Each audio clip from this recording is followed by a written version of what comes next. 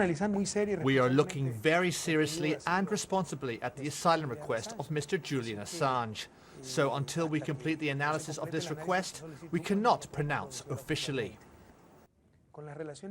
The reasons that Mr. Assange is invoking for not being extradited. For example, in our constitution, the death penalty is not permitted. It establishes the right to due process. We have to analyze whether these rights have been violated, whether the danger of death penalty exists, etc. Outside the Ecuadorian embassy, a handful of supporters gathered for a second day.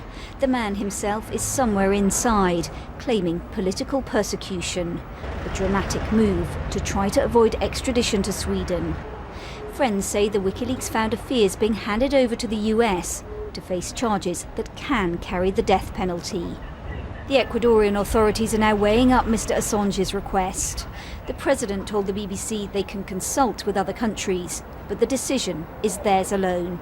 Ecuador defends the right to life, so we have to see if his life is in danger. Ecuador defends the right to due process, so we must see if this has been abused.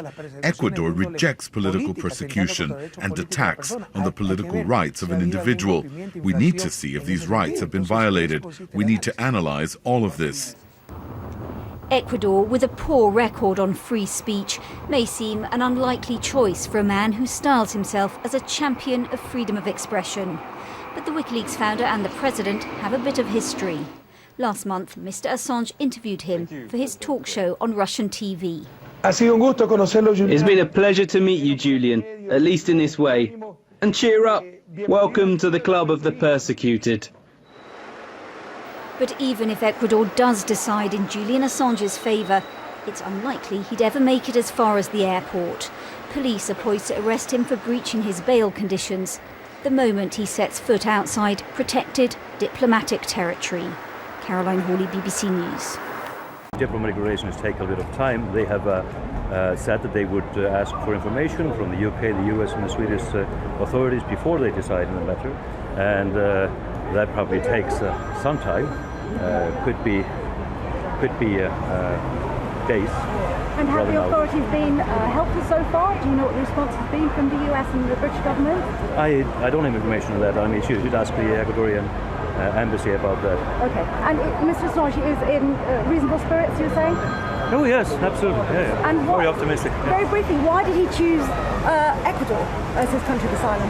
Well, I mean, we know the support that we have with that WikiLeaks has in Ecuador.